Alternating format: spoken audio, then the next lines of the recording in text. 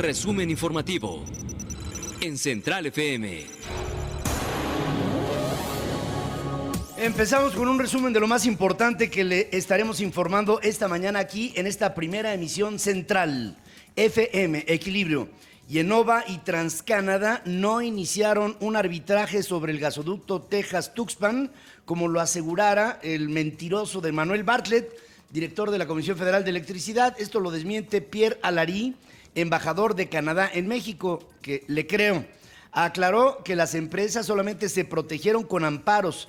Lamentó que la Comisión Federal de Electricidad brinda información sesgada. Dice que las empresas canadienses llevan esperando 6 meses para que se les pague y negociar. Advierte que para solucionar el conflicto se podría utilizar el Acuerdo Transpacífico de Cooperación Económica o el Telecán, aunque reconoce que esa no es su intención. Dijo que le preocupa que la decisión frene la ratificación del TIMEC en Estados Unidos. No hay que dar municiones a la gente que se opone al tratado, según recomienda Pierre Alarie. No hay que dar municiones a la gente que se opone al tratado, como diciendo, aguas, en una de esas ni aprobamos en el Parlamento el tratado trilateral. Yo sé que hay demasiado dinero involucrado y que no sería el caso, pero de todas maneras esta resulta un agravante para la posición de México ante sus dos socios comerciales más importantes. Yenova también negó haber interpuesto un arbitraje previo, como lo dijo el mentiroso de Manuel Bartlett. Explicó que el único recurso de este tipo que interpuso fue en febrero del año pasado por la interpretación de unas cláusulas del contrato para un gasoducto en Sonora, nada que ver con el otro gasoducto.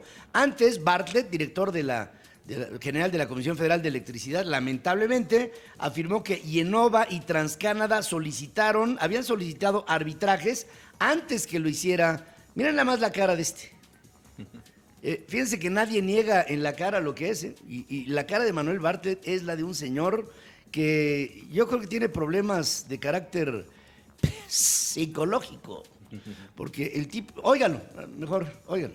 Ellos fueron los primeros en presentar un juicio arbitral, no nosotros, ¿verdad? Pero nosotros inmediatamente, el mismo día de haber presentado medidas arbitrales, mandamos una carta a cada uno de los representantes de esas empresas invitándolos a negociar. No nos hemos negado a la negociación, hicimos exactamente lo mismo que ellos hicieron antes. Esto debe de quedar claro en la opinión pública. O sea, primero, el día que lanzan la solicitud de arbitraje, le mandan una carta a las empresas. ¡Qué bárbaro! Sí. Se hace al revés, querido Manuel. Primero se manda la carta a las empresas y luego, si no hay acuerdos, entonces se propone un arbitraje. Y sabes que lo que estás diciendo de las empresas, de que ellas solicitaron antes un arbitraje, es una asquerosa mentira. Y Pedro, este es el caso en donde se prueba que declaraciones fáciles en la mañanera afectan las negociaciones. El lunes, el presidente de la República, después de la reacción del embajador de Canadá al advertir sobre la cancelación, la renegociación de este ducto, el presidente dijo que han habido acuerdos leoninos con la Comisión Federal de Electricidad. Lo calificó, ¿no? 2 días después aparece esta supuesta negociación. Ya me imagino al señor Bartlett diciéndole a las empresas nacionales e internacionales: señores, nosotros teníamos un contrato por $1,000 millones de pesos, a partir de hoy se les va a pagar 500, la mitad. De dólares. De dólares, y se les va a pagar la mitad. Hágale como quieran. Fíjense, ¿saben cuánto hay en diferendo? 1,700 millones de dólares. O sea, sí. Es un dineral. Además, son obras terminadas, concluidas en su, digamos, a cabalidad, como se llaman contratos llave en mano. Lo que pasa es que del lado de la Comisión Federal de Electricidad no hay los depósitos de gas para poder alojar el gas que transportaría estos gasoductos. Entonces, como dice Bartlett, que es un enfermo, dice Bartlett, no, yo no recibo gas. No recibes gas porque no tienes dónde almacenarlo, porque el ducto ya está. Y la falla es de la Comisión Federal de Electricidad, que se mete al compromiso de hacer un depósito, que no ha hecho, y de pagar un gasoducto que no tiene dinero para hacerlo. Mira, o sea, todo estuvo mal. Actualmente hay 6 ductos, Pedro, que están en litigio en los juzgados. Está el sur de Texas Tuxpan, que ya conocemos, por 899 millones de dólares, de IEnova y TC Energy. Tenemos el de Tula, Villa de Reyes, Aguascalientes, con 849 millones de dólares, también de TC Energy y FEMACA. Guaymas, El Oro, por 843 millones de dólares, de IEnova. Ya estas empresas canadienses están siendo afectadas. TC Energy, con un contrato también por 450 millones de dólares. Salamanca, Sázabe, de Grupo Carso, 403 millones de dólares. Y Ramal Tula, 250 millones de dólares. Es de la empresa ATCO. En total, en litigios, 3.694 millones de dólares en litigios. Bueno, más. Y dice Bartlett, háganle como quieran, nosotros no vamos a pagar. Y claro, pues esto ya picó el avispero. Tan es así que ayer el sector privado estableció una mesa fueron a ver al presidente, le pidieron una audiencia allí en Palacio Nacional y lograron establecer una mesa de conciliación con el gobierno para evitar el arbitraje sobre la operación del gasoducto Texas-Tuxpan y no irse a juicio, que podría prolongarse 2 años o 3 años o 5 años. Este tipo de... siempre los arreglos deben de ser... más vale un mal arreglo que un buen conflicto. Y entonces en esa dinámica están. En los próximos días el presidente definirá quiénes representarán a su administración en las negociaciones. Antonio del Valle, presidente del Consejo Mexicano de Negocios, aclaró que no hay una fecha específica para el inicio de las operaciones del ducto. Vamos a ver si el señor Justin Trudeau no se le ocurre algo como a Trump, donde dice, sí, órale, ahí te va. Todo lo que me mandes, aranceles y gol. Sí. Podría ser, yo no creo que sea el estilo de Justin Trudeau, pero sí podría, por ejemplo, reaccionarle el Parlamento, los diputados, digamos el Parlamento como tal, y decirle a Justin Trudeau, ¿sabes qué? No creo que podamos ratificar esto sin antes pudiera haber o debiera haber una negociación ya plena con un país que no paga. Oye, yo le recomendaría a Carlos Lomelí y a Antonio del Valle que se asesoren con la CENTE. Estos hombres, si han llegado a las reuniones de Palacio Nacional, se han reunido hasta 3 veces con el presidente de la República y han logrado lo que quieren.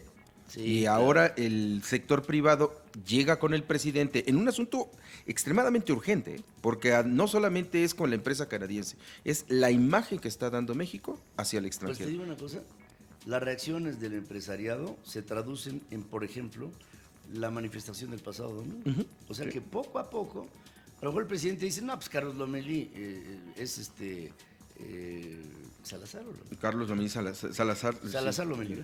El presidente del Consejo Coordinador es, junto con el presidente del Centro Mexicano de Hombres de Negocios, pues no tienen una fuerza, un músculo. No, ahí está la sociedad mexicana que está reaccionando de manera absoluta en contra de estas inconsistencias del gobierno mexicano. La Comisión Federal de Electricidad y constructoras de gasoductos disputan en juzgados nacionales y en cortes internacionales al menos 3.694 millones de dólares, como lo aludido por Beto. El monto es la suma de las disputas entre el gobierno y privados por cláusulas de los contratos de transporte de gas natural. Solamente por el ducto sur de Texas-Tuxpan hay una disputa por 900 millones de dólares. La oposición en el Senado anunció que presentará ante la Suprema Corte de Justicia de la Nación una acción de inconstitucionalidad por la aprobación de la ley de austeridad. Obviamente es la oposición y no es Morena. Acusa que viola la Constitución y a los derechos humanos de los servidores públicos, quienes no podrán emplearse por 10 años en la iniciativa privada para evitar un conflicto de interés. Afirmaron que la ley está llena de anomalías, ya que choca con otras que no fueron derogadas, y criticaron que los senadores de Morena la avalaran para darle otra satisfacción al presidente de la República. Ayer lo informamos, Pedro, artículo 61 de la ley de austeridad que le otorgaba al presidente utilizar los ahorros del gobierno federal para lo que él quisiera por decreto. Ayer el presidente sale en la conferencia muy contento diciendo, hemos logrado un ahorro de 110 mil millones de pesos en el primer semestre de este año. 110 mil millones de pesos. Él dice que este ahorro es por adelgazamiento de la burocracia, suspensión y cancelación de seguro de gastos médicos, por ejemplo, que la Comisión Federal de Electricidad ya no hace contratos leoninos, ¿no? Entonces él dice, esta es el ahorro. Sí, ¿y a dónde va el dinero? ¿Qué va a hacer con el dinero? Ese es el que toma de una gran bolsa que ya en algún sector del periodismo le llaman una partida secreta. Sí. De alguna suerte yo quisiera distinguir a lo que era la partida secreta en tiempos de Carlos Salinas, que era un cuarto de dinero que tomaba el presidente para lo que se le pegaba la gana. Esto va a ser un cuarto de dinero igual, con dinero supuestamente de ahorro, pero que va a ser regalado a diestra y siniestra para que el presidente López Obrador siga siendo percibido por sus seguidores como el gran salvador de la República. Antes, el Pleno del Senado aprobó en lo general y en lo particular, ahí se acabó el periodo extraordinario, la ley de austeridad republicana que deja al presidente la decisión, lo que decíamos, sobre el destino de recursos ahorrados, en la que se agregó una reserva que amplía a 10 años la prohibición para que exfuncionarios públicos se empleen en la iniciativa privada. ¿Te imaginas? Lo sacas primero votaron por él. Después llega él y cuando los ve, los corre. Mete a favoritos de Morena en los lugares en donde corrió a estos, ¿no? Sí. Y después los inhabilita para trabajar 10 años en el sector privado. Yo me pregunto, ¿a dónde los está mandando? No pueden trabajar en el gobierno, no pueden trabajar por 10 años en el sector privado. ¿Quién los va a mantener? ¿Tú, señor presidente? Perdón, ¿usted, señor presidente? Entonces, pues yo creo que aquí se están transgrediendo derechos fundamentales de gente que tiene derecho a buscar una chamba, nada más faltaba. Mira, no se habla, por ejemplo, gobernadores que inmediatamente se pasan a trabajar a constructoras, ¿no?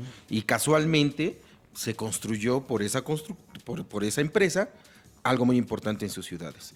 Expresidentes, recuerdo que el caso de Ernesto Zedillo, que se fue a una empresa de energía, ¿no? Que fue muy criticado. El caso también de Felipe Calderón, por ejemplo, que hablaban de tráfico de influencias cuando fue presidente y le están pagando el favorcito, ¿no?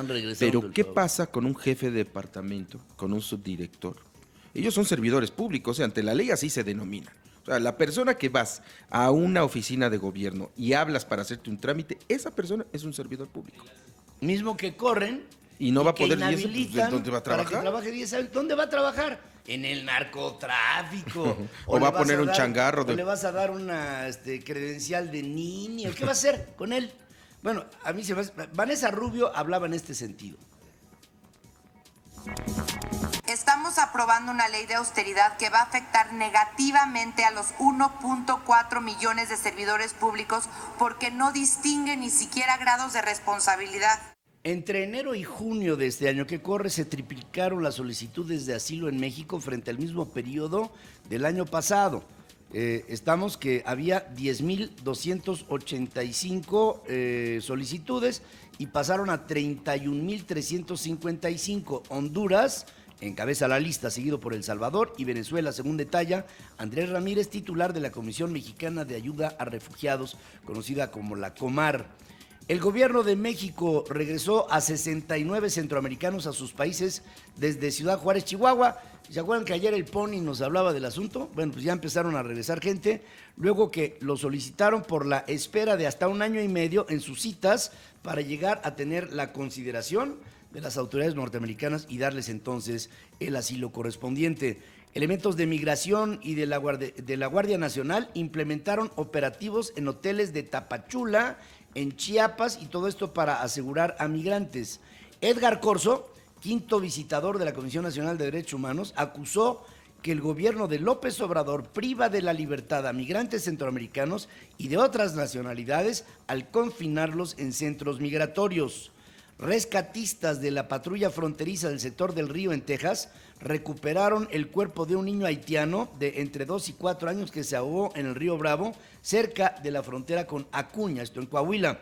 Una juez federal de Seattle bloqueó una política del gobierno de Donald Trump que mantendría a miles de solicitantes de asilo detenidos mientras se deciden sus casos.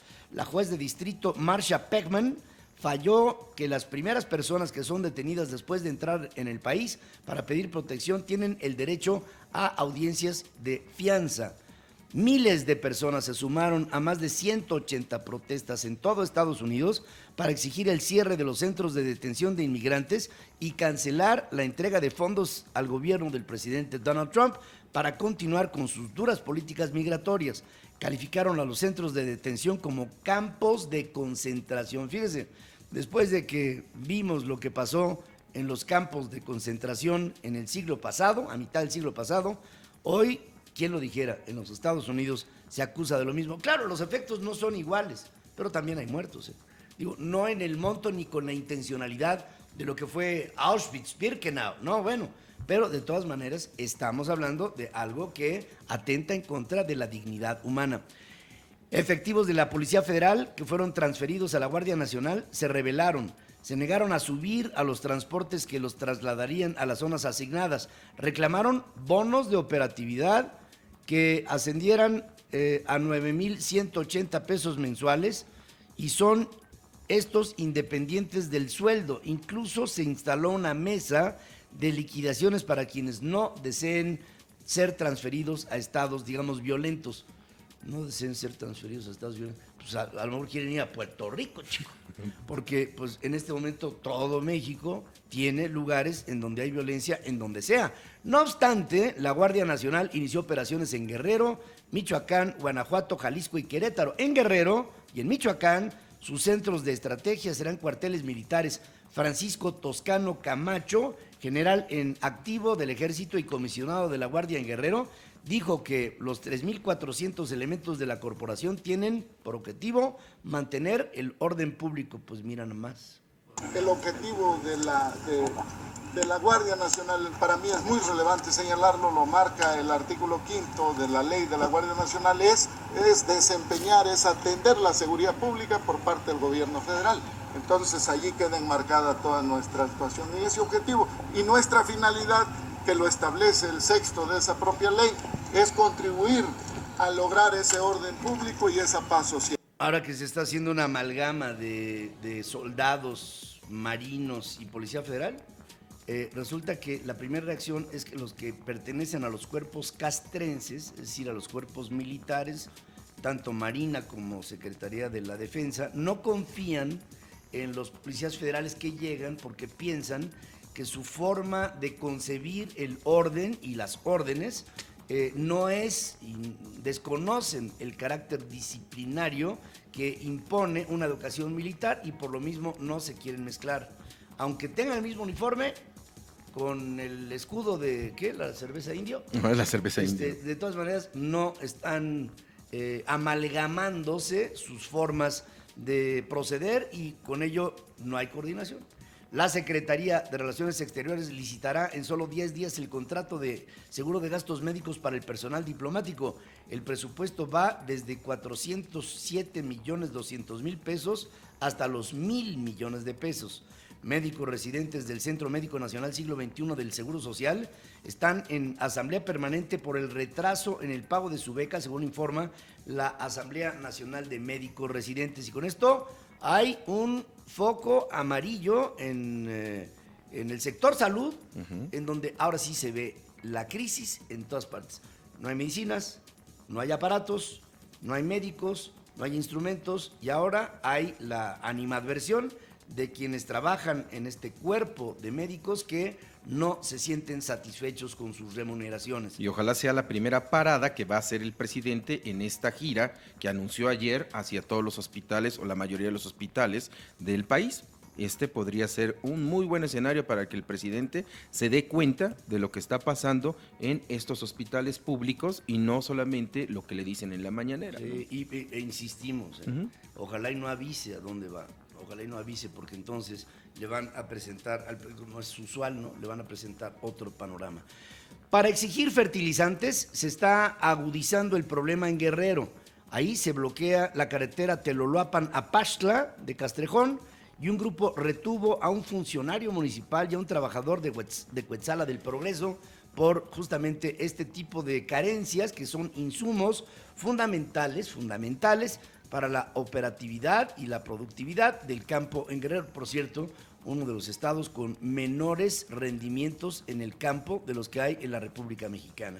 En Tuxtla Gutiérrez, en Chiapas, normalistas retuvieron varios camiones, incluida una pipa de Pemex, demandan el pago a maestros y también becas. Y miren, cuando vemos que el sistema educativo nacional tiene problemas en donde se levantan los maestros porque no les han pagado, me pregunto, entonces, ¿en dónde están las partidas preetiquetadas que están destinadas al pago de la nómina? ¿Qué pasó con estas? ¿Por qué hay maestros que argumentan que no se les ha pagado? Entonces ahí es un problema de gerencia. Y este problema de gerencia tiene que ser resuelto con la sensatez de que no puede haber un retraso en el pago de la nómina a los maestros. Estamos pateando el avispero. Esto es, creo, inaceptable. Policías del Ayuntamiento de Oaxaca protestan para exigir el pago de todas estas prestaciones que no hay, patrullas que no tienen, y las que tienen no tienen ni gasolina en el tanque y también uniformes. Ante las inconsistencias que hay en las estadísticas de homicidios y la sospecha de que fueron manipuladas estas, es conveniente que sean auditadas, según considera Edna Jaime, directora de México Evalúa. El objetivo, elevar la confiabilidad, porque en temas de seguridad aquí no creemos ni en los números. 8 de cada 10 jóvenes entre 15 y 24 años, excluyendo a los que estudian, no tienen un salario suficiente para vivir, según revela David Kaplan, especialista de la División de Mercados Laborales del Banco Interamericano de Desarrollo. El peso mexicano cerró con una ganancia de 4 centavos, el tipo de cambio queda en 19 pesos con 7 unidades.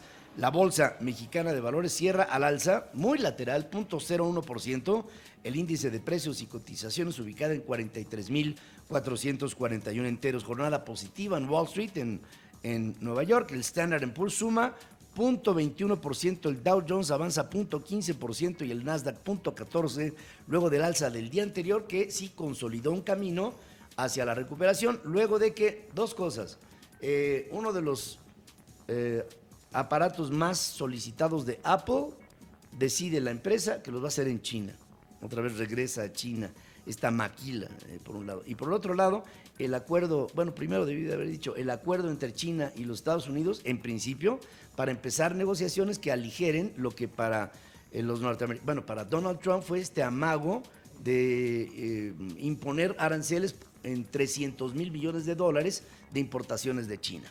Los precios del petróleo se desplomaron ante el recorte de suministros de la Organización de Países Exportadores de Petróleo, la OPEP. El petróleo West Texas Intermediate sucumbió $2.84, o el 4.8%, es muy fuerte, 4.8% se cotiza en $56.25 el barril. El Brent del Mar del Norte declinó $2.62, o el 4.1%, se vendió en $62.20.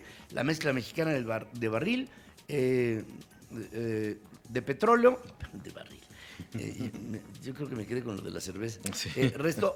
Se fue para abajo 48 centavos, se ofertó en $60.60 el barril. Ahora sí, el barril de 159 litros de crudo.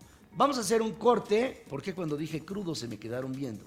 Y luego lo sumas con la cerveza, pues sí, y el desayuno. Yo una vez vi que una persona desayunó con cerveza. O sea, me quedé así, dije, ¿cómo? ¿Me viste a mí? Yo sí desayuno con cerveza. ¿Sí? Cuando estoy de vacaciones, sí me echo mi cerbatana. A mí me han dicho que es muy rico, pero me han dicho. Sí, te han narrado, me han narrado. O sea, sí. Creo que lo leí en un libro de Saramago, creo. Te iba a decir que de Platón, pero pues en aquella época ni cerveza había, ¿verdad? No, todavía no. Había mucho vino, eso sí. Fíjense, lo que no se dice de la antigüedad es que el vino que había en la antigüedad era malísimo. El vino era malísimo. Por eso las crudas bíblicas, ¿no? Pero el vino se empieza a refinar en el siglo XIX por la forma de su elaboración. Pero antes el vino era muy crudo, era muy duro. Los romanos tomaban vino, una cosa que se llama cubilete, que hasta la fecha creo que sabes de qué se trata. ¿Un cerro? Era como los cubiletes de los dados. De los dados. Así era un vaso digamos, cilíndrico, gordo, y ahí servían el vino, después vino la copa, eso ya vino mucho tiempo después, pero en el cubilet, y servían un vino duro, crudo, el mosto era muy... Entonces, así, bueno, ve la cara de Julio César. Y embriagaba con gusto, ¿no? Más o menos. ¿Verdad? Más o menos. Vamos a hacer una pausa y fíjense qué temas, ¿no? En la mañana, ¿no? Vamos a hacer una pausa, regresamos con más noticias en este resumen de esta primera emisión central, FM Equilibrio. Está escuchando Central FM con Pedro Ferriz de Con.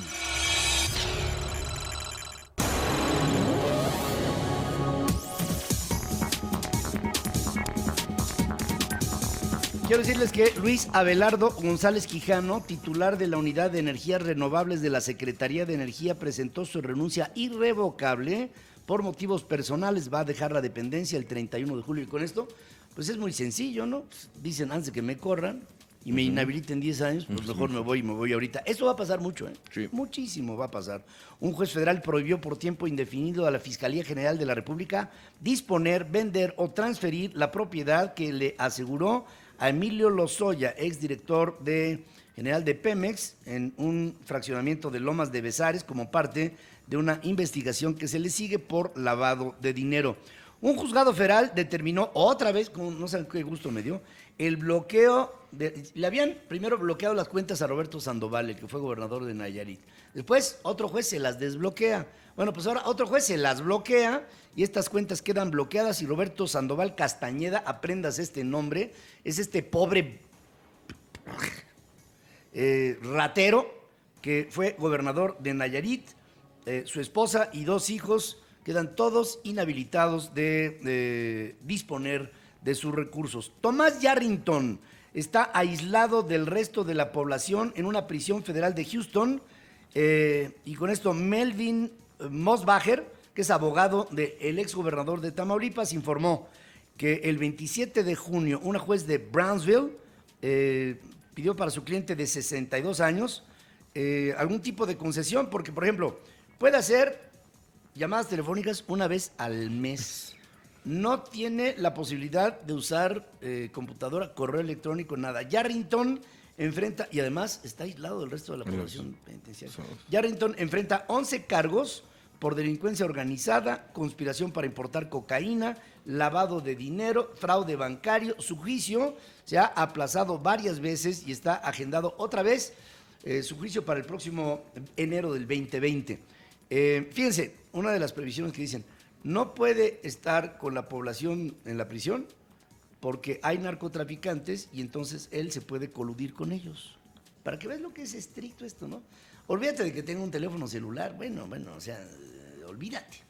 Le llevan la comida a su celda, o sea, el cuate está enclaustrado en serio. Alberto Elías Beltrán, último responsable de la extinta Procuraduría General de la República, en su carácter no de procurador, sino de encargado del despacho, afirmó que la querella de la Unidad de Inteligencia Financiera en su contra es por venganza personal de su titular Santiago Nieto, ya que él, o sea, Alberto Elías, lo removió de la FEPADE por instrucciones del presidente Peña Nieto, ¿no? Enfatizó que él y su esposa nunca han realizado una actividad ilegal y mucho menos lavado de dinero. Luego de negarse a revelar información relacionada con el Moreirazo, así se llama, perdón, la Auditoría Superior del Estado abrió 201 denuncias presentadas por corrupción, así como toda información en su poder sobre las obras públicas en donde supuestamente se invirtieron los créditos de la administración de Humberto Moreira, que le dejó una vez que pasó como gobernador, le dejó una deuda al Estado de Coahuila por 32,000 millones de pesos y este hombre presume inocencia. Rafael Olvera Amezcua, ex dueño de FICREA, esta institución que tantos escándalos y daño a las familias mexicanas ha causado, mantiene su operación inmobiliaria en Estados Unidos, pese a haber sido detenido el 29 de mayo en San Antonio, en Texas, para enfrentar un proceso migratorio de deportación. Paola Mori, directora de la corporación creada por los Olvera para manejar sus bienes, detalló que el 7 de junio ante una juez de Miami, que a la fecha administra solo en la Florida, 153 unidades entre condominios, edificios y propiedades comerciales. La cara mira nada más el pillastre que ha sido el que ha desfalcado a una enorme cantidad de ahorros y de familias, este tipo de... Una juez federal vinculó a proceso a Raúl Serrano Taravilla, o Manuel Taravilla Ribaborda, detenido en Tijuana, en Baja California, en poder de armas de fuego, pastillas psicotrópicas, 5 pasaportes, credenciales con insignias metálicas de la Interpol, de la CIA, de la Policía de Los Ángeles, en los Estados Unidos, de todo, ¿no? Y imagínate, varios nombres, varias credenciales, varios tipos de todo, armas, de todo, pastillas psicotrópicas. Psicotrópicas. Un comando armado privó de la libertad al menos 14 personas que estaban en un call center de Cancún, en Quintana Roo. La Comisión de Recursos y Arbitrios de la Cámara de Representantes inició una demanda en una corte federal para obligar al gobierno norteamericano a entregar las declaraciones de impuestos de un hombre que no paga impuestos. Y él mismo lo dijo, ¿no? Dice, only stupid people pay taxes in the United States. O sea, solamente la gente estúpida paga impuestos en los Estados Unidos, del señor Donald Trump. Y lo que es la vida, hoy él administra parte de los recursos de los estúpidos que pagan impuestos. Es increíble cómo este hombre es presidente. Donald Trump propuso a Christopher Waller, del Banco Central de San Luis, en Missouri, y a Judy Shelton, del Banco Europeo de Reconstrucción y Desarrollo, como candidatos a gobernadores de la Reserva Federal de los Estados Unidos, una posición que es clave para la administración de la economía norteamericana.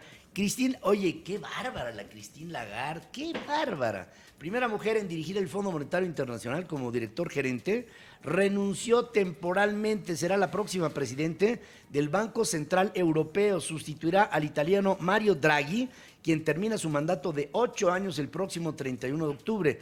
David Lipton, primer director gerente adjunto del Fondo Monetario, va a dirigir a esta institución continental luego de la salida de Christine Lagarde. O sea, Christine deja el fondo, que yo pienso que ya tuvo su papel, y se convertirá en directora del Banco Central de Europa. Esto es importantísimo. ¿Y saben ustedes por qué? Porque tiene un par, que es el Banco Internacional de Pagos, en donde está nada menos que el señor Carstens. Y con ello, la amalgama entre el Banco Internacional de Pagos y el Banco Central Europeo, pienso que Lagarde y Agustín Carstens van a ser una pinza interesante para el mundo financiero. Miles de personas apreciaron un eclipse total de sol que fue visible en Chile, parcialmente en otras partes de América del Sur. Es maravilloso el espectáculo para quienes nos están haciendo el favor de acompañar por la vía del internet o en la televisión. Aquí estamos viendo algunas de las fases de esto que fue un eclipse total, cuando la luna se pone regrandota y pasa entre la trayectoria de la Tierra y del Sol, y entonces el obstáculo es completo. Fíjense lo que son las cosas. El disco lunar en proporción al disco solar son del mismo tamaño. Qué bárbaro, qué casualidad del universo. Sí. ¿No? Oye, Tan y bárbaro. el fenómeno que hace cuando ya está cuando está a punto de taparlo, el llamado anillo de diamante, ¿no? Sí. Que es lo que todo mundo espera cuando pasa eso. Sí, es un halo solar que le permite a los astrónomos ver las llamas que sí. salen de la corona del Sol, que es una zona de altísima temperatura, porque ahí se está dando la costra de todas las explosiones nucleares que se están gestando en el Sol a lo largo de su vida. Ahí viene la gestación de... Las estrellas todas brillan porque están explotando. Están explotando el núcleo de átomos de manera constante, se están descomponiendo, están envejeciendo. Entonces, nuestro Sol, que es un Sol joven, aunque entendemos que el Sol tiene 4.300 millones de años. Más años, sí, tiene más años que los mexicas. O sea, olvídate. O sea, tiene muchos años. Entonces, de ahí deriva todo lo que fue la conformación de nuestro sistema solar y de sistemas solares en todas partes de esta hermosa bóveda celeste que acoge a tanta vida y a tantos fenómenos naturales tan interesantes. La onda tropical número 11 recorrerá el sur del territorio mexicano, se combinará con un canal de baja presión en el occidente de México, inestabilidad superior en la atmósfera, generando, es muy rápido, se mueve por el viento, generando probabilidad de chubascos, lluvias puntuales muy fuertes, acompañadas de tormentas eléctricas, posibles granizadas en el norte de la República Mexicana y parte del occidente, la parte alta, digamos noroccidental, allá por amigos de Sonora, amigos de Sinaloa, amigos de Coahuila, ahí va a estar Chihuahua también, no sé, tan grandota Chihuahua que solita, ¿verdad? Pero ahí va a haber muchas tormentas eléctricas en la zona. Posibles granizadas en el norte, fíjense, así como lo que pasó ahí en Guadalajara. No, y después en Reynosa. En Reynosa. Estuvo bárbaro, ¿no? Un canal de baja presión en el suroeste del Golfo de México nos lleva a probabilidad de chubascos, lluvias puntuales fuertes acompañadas de tormentas eléctricas en oriente, sur y sureste del país. O sea, todos lados, hombre, ya para qué le hago tanto al... Parezco el del meteorológico, pero sí, va a haber, por ejemplo, Bárbara. El huracán categoría número 1 se ubicará a más de 1,800 kilómetros al suroeste de las costas de Baja California Sur, sin que esto afecte, amigos de Los Cabos, por ejemplo, sin que esto afecte a territorio nacional. A las playas. A las playas. O sea que hay mucha gente ahorita que me reportan en Los Cabos. ¿Sí? Digo, vi pues mándame a reportear ahí. No, a lo mejor, vi que no estábamos ni tú ni yo. Vi Nada más nos presumieron. Vámonos este fin de semana. Hay lugares extraordinarios. Yo recuerdo una decisión que tomó el presidente Calderón, que le aplaudí mucho, fue cuando se iba a hacer un desarrollo turístico en Cabo Pulmos, que finalmente no se hizo. Tú no sabes lo que es eso. Cabo Pulmos es yo creo que por eso se enamoró Jacques Cousteau del Golfo de Baja California. Es un lugar, es una reserva de biodiversidad impresionante. Oye, y en la política de perdón y no olvido, pero perdón que estás tú aplicando, te tengo que confesar que en una reunión de la PEC en Los Cabos, que me mandaste a cubrir, un sábado estuve toda la semana y un sábado agarré el vehículo y me fui a las playas que están O sea, lejos. estás diciendo que primero estuvo trabajando. Sí, primero trabajé durísimo, ¿no? Y ya fui a darme unas horas y me fui a esas playas que están vírgenes, ¿no? Que no tienen ningún tipo de construcción. Me quedé un rato ahí sentado en la playa y es muy fácil encontrar lobos marinos. Sí. Muy fácil, ¿eh? Están ahí en la orilla, están en la orilla. Entonces está el espectáculo nada más para ti. Sí. Ya hasta cuando vienen y te empieza a cerrar el ojito uno de ellos, dices, ya me voy. Sí. Ya en eso me voy y ya te sales, agarras tu coche y vámonos. Sí, hay mucho lobo marino. Ahí hasta Puerto Peñasco. Sí. Hasta arriba. Sí. Ya están echados como uno en el sol. O sea, vas por la playa y oyes. Sí. Y dices tú, ¿quién me habla, no? O sea, ¿de qué se trata? Luego unas conchas de este vuelo. Sí. No, es de verdad, qué país. Qué bonito es. Qué bonito es lo bonito. Es así. Bueno, aquí en la capital de la República Mexicana tuvimos en la madrugada 10 grados. Llovía y corté una flor y la máxima será de 21. En Guadalajara, saludos a nuestros queridos amigos en Guadalajara. ¿Dónde andan? Ahí está Guadalajara, ahí está a un ladito, ahí está Guadalajara. El termómetro estará marcando 29 arriba, en este momento hay 15. Y saludamos a todos nuestros amigos que nos hacen el favor de escuchar hoy en Guadalajara, en Zapopan, mis amigos de Tlaquepaque, en Jalisco. Hay una panadería ahí enfrente de la iglesia en Tlaquepaque que hace unas conchas. Para mis amigos de Chicago, que pues no me imagino que no verán mucho de eso, unas conchas así con nata, no. Yo ahí volteo la cara. ¿Sí? Generalmente hay otra tienda que me gusta mucho de abarrotes y veo si está completa las latas y no veo la panadería. De cerámica, ¿no? De cerámica. Muy bonito, hermoso Tlaquepaque. Siempre que voy a Guadalajara busco. ¿Tienen una técnica en Tlaquepaque para vender? Yo una vez llegué con mi esposa a la Casa Canela, que es una tienda de artesanías maravillosa. Y entonces se me quedó viendo el señor Canela. Me dice, ¿qué pasó, mi Pedro? Pues nada, aquí, señor Canela, qué gusto de saludarle. Siéntese, aquí échese un tequilacho conmigo. Y en lo que me eché un tequilacho y dos, mi vieja. No, bueno, pero como en tobogán, vaya. Y salí decoradísimo de ahí. en barro. Sí, sí.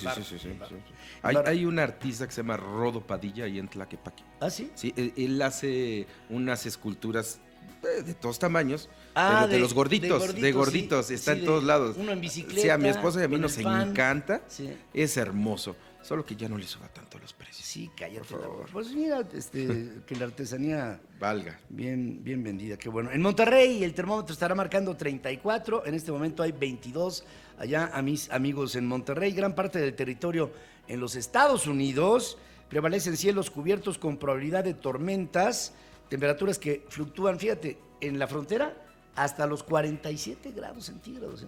Es un... pero, ¿qué te cuento? Y por ejemplo, la frontera con Canadá, 13 grados centígrados. En Houston tendremos tormentas eléctricas, habrá chubascos, mira cómo está Texas, está más o menos, 2, 3. Lo que sí está muy nublado es Luisiana, Mississippi, Alabama y parte de la Florida. Sí están, las Carolinas, ahí estoy viendo, están también bien nubladas. ¿Qué les digo? En Houston vamos a tener 29 arriba, en este momento hay 20, o sea, no hay mucha diferencia entre la mínima y la máxima. Y más adelante tendremos nuestro reporte de lo que pasa en los Estados Unidos con Adriana Braniff al frente del buró de nuestros estudios allá en Woodlands, en la Unión Americana. Sobre la pregunta del día de ayer, yo sentí como que a veces se animaba y a veces no, y así, pero finalmente, ¿cómo vino el Pedro, resultado? participaron con nosotros 15,995 personas de nuestro auditorio a la pregunta de AMLO reprocha sabotaje jurídico por no poder iniciar su proyecto en Santa Lucía. La ley solo existe cuando está a favor de su presidencia imperial. De estos 15,995 personas que participaron con nosotros, el 80% nos dijo que sí, que la ley solo existe para el presidente cuando está a favor de su presidencia imperial. En tanto, el 20% nos dijo que no, Pedro. Bueno, pues yo les agradezco a todos que hayan pasado aquí a nuestras constantemente. Queremos hacer de esto no una moda mediática, sino una cultura de la opinión. Tenemos que aprender a que nuestra opinión es valiosa y que miren, por no haber un ejercicio puntual de lo que es la opinión y el análisis y la razón, vienen estas descalificaciones de quienes disienten de lo que pasa en el país, y en lugar de disentir con opinión, disienten con epítetos, disienten con calificativos, con vulgaridad, con grosería. Cuando se ve una cosa así en el análisis, y que no es análisis, pues lo que tienes que hacer es decir, pues a otra cosa, ¿no? A otra cosa mariposa. Y por lo mismo, estamos invitando a nuestro querido público a que piense, que es el público pensante de este país, donde quiera que se encuentre. Sobre la pregunta que hoy estamos poniendo sobre la mesa. Presume el gobierno ahorros por 113,000 millones de pesos, mientras empresas denuncian incumplimiento en pagos de contratos y parálisis en la inversión. ¿Esta es la ruta correcta para México? El 90% nos dice que no, y la reprueba, el 10% nos dice, sí, fíjate, esta es la ruta correcta para el país. Fíjate, No. O sea, hay de todo en la viña del Señor. Dice Alex, siempre sus encuestas mal hechas. Alex González, 0472. Alex, se te ve escuela. ¿Por qué no vienes aquí a ayudarme? Valdría la pena, ¿no? Que nos mande una propuesta de encuesta a ver qué va a poner. Encuestas, para que las hagamos como él quiere y que las hagamos bien. Puede ser, ¿cree usted o está usted de acuerdo en que a los bots de la presidencia de la República le paguen más? ¿Que dejen de pagarles 25 pesos por día? Ay, qué padrísimo. Dice, dice Eduardo González Casas, ahorros mal entendidos, cancelar, no pagar, no invertir, ¿a eso se le llama ahorrar? Bah. Mondis dice, el incumplimiento de pagos me recuerda tanto a los 70s, cuando al gobierno no se le daba la gana pagar a los proveedores y los quebraba. A las farmacéuticas hace 6 meses que no reciben pagos, al parecer otros sectores están en la misma condición. Fíjate, es cierto, estoy viendo una astringencia monetaria en las calles y estoy viendo un impago. Y lo califica el pobre de Edgar, que tiene un paupérrimo vocabulario. Dice, se dedica, o sea, yo, a pues sí, yo, a polarizar con sus encuestas. Híjole, es que no hay una, es pura grosería. Oye, mira. A fuerza quiere que le vaya mal a AMLO. Envidioso. Como tú nunca vas a llegar a ser presidente. Ay, Edgar. Mira, yo no sé si yo voy a llegar a ser presidente o no, pero tú algún día vas a llegar a ser primate por la cara que te estoy viendo. Hay uno que se llama Bernardo, quiero denunciar su cuenta, Bernardo 09871077, ubicado según él en Pensilvania, con 16 seguidores. Mira, Bernardo, tú nos puedes decir lo que quieras, pero no puedes poner oye con H, por favor, Bernardo. Por favor, no se puede eso. Es que es una derivación de hoyo. Con razón. Eso es lo que tú no. Esa es la. No. ¿Sabes qué? Tengo que calmarme un poco. Sí me afectó bastante el oye con H. Y ¿Sabes en dónde se acepta mucho Yo acepto mucho las faltas de ortografía en los chavos, en los niños. Me encantan los recados de mis nietos cuando me ponen recaditos con faltas de ortografía. Pues son chavaquitos, sí, y yo sé que depurarán su ortografía. Lo que sucede es que hay muchos adultos que se quedan como bebés y eso sí bastante. Vamos a hacer una pausa, regresamos con el señor Alex Reyes que nos tiene los deportes, un resumen. Está escuchando Central.